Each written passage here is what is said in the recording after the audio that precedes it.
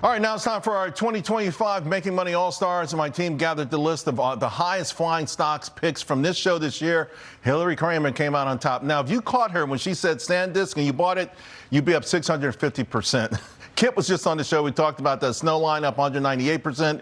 Ivana Dalevska, 184% on Arista Labs. Rebecca Walzer, 173% Lam Research.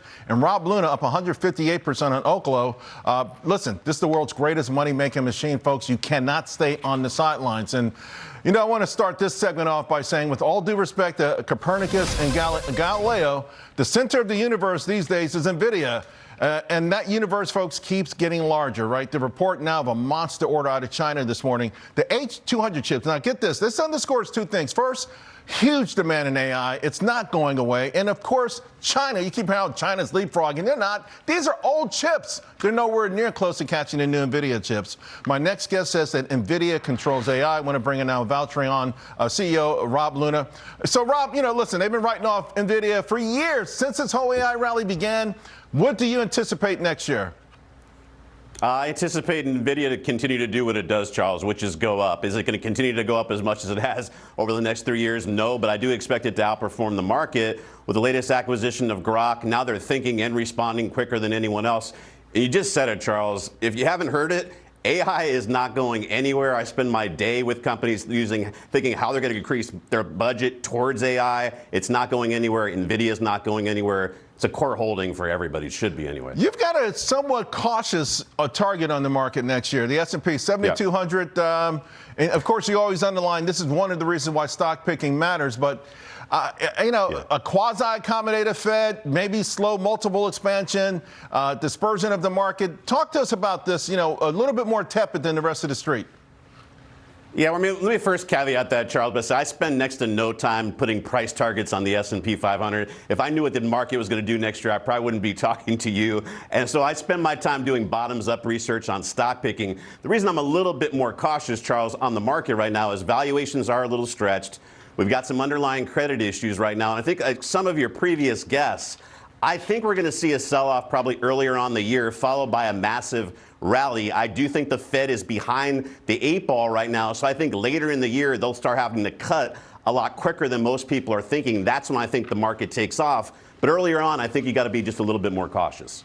All right, so let's talk about where you like opportunities. You put an interesting quote out there with respect to small caps. You want folks to be there. There's opportunity there, but you say, quote, you need a basket of small caps, not a lottery ticket. Yeah, so when you guys asked me to talk about a few stocks, I didn't want to give you a few small cap picks. This year, small caps were our best performing ever. I think it's going to happen again next year. So I'll share that with you guys at the beginning of the year. But if you're looking for 3 big names, I've got 3 names I really like, which are Meta, CrowdStrike now, and Verizon for different reasons we could talk about. Yeah, all right, I'm going to bring those up, but I just like the notion that, hey, because some people say, okay, I'll take a shot. They treat it more like a lottery pick instead of doing authentic research, because this is where these opportunities come from. If you catch them early enough, it changes your life. So let me go to your one of the top 20 picks that you gave us this year, Oklo. And here's the thing. We've got the chart behind me. This stock's come down a lot. You still made the top 20 with this. So I guess it underscores potential volatility. And the question is, are you still long? Would you still be a buyer? Yeah, still long Oklo. And your previous guest was talking about SMR, NewScale also. I think that's an opportunity. Look, there's a lot of profits in these names. We also did take some profits in the names, but we still hold them. And I would be looking, as soon as you see these stabilize a little bit, I think you might see some more people trying to do some selling at the beginning of the year to avoid the taxes for this year. Right. These are some of the names I would buy. I got you. Also, your picks. You mentioned CrowdStrike, Meta, and Verizon.